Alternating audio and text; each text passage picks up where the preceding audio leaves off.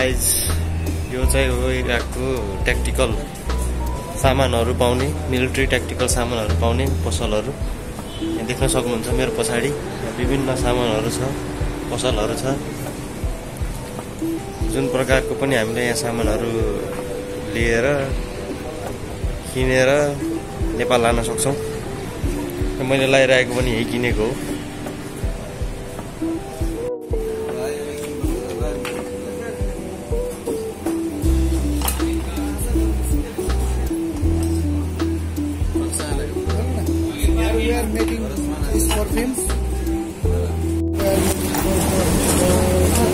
यहाँ चाहिँ हामीले पर्फ्युम लिइरहेछौँ र पर्फ्युम लिनको लागि चाहिँ चुज गरिसकेपछि उहाँले चाहिँ पर्फ्युम हामीले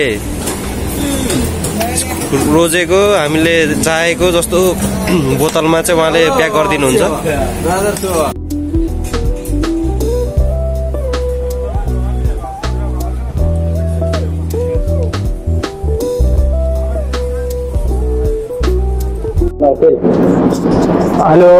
Hello, my friend.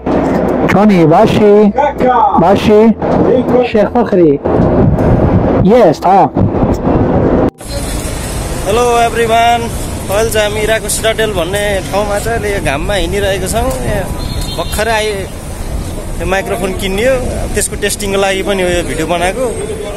म र मेरो साथी चाहिँ यहाँ पुरा घुमिरहेको छौँ, यहाँ घाममा हाट लाएर। हेर्नु त घाम गाइस कस्तो छ।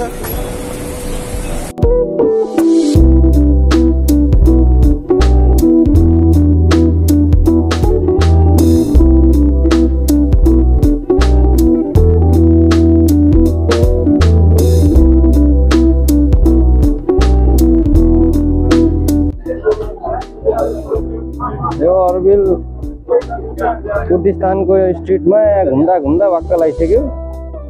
घुमिरहेछौँ हामी, घरि यता घरि उता, दिमाग खराब, घाम तर्को।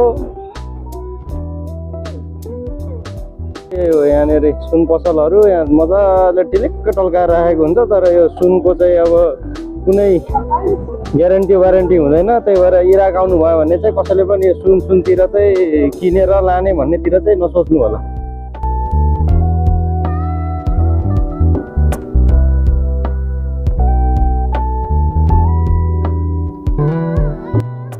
गाइस यो चक्लेटहरूको चाहिँ अब प्राइस म सोध्न गइरहेको छु अहिले, कति पर्छ।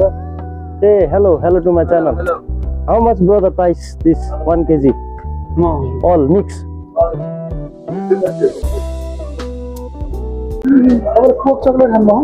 चक्लेटको खानीमा आयो हामी।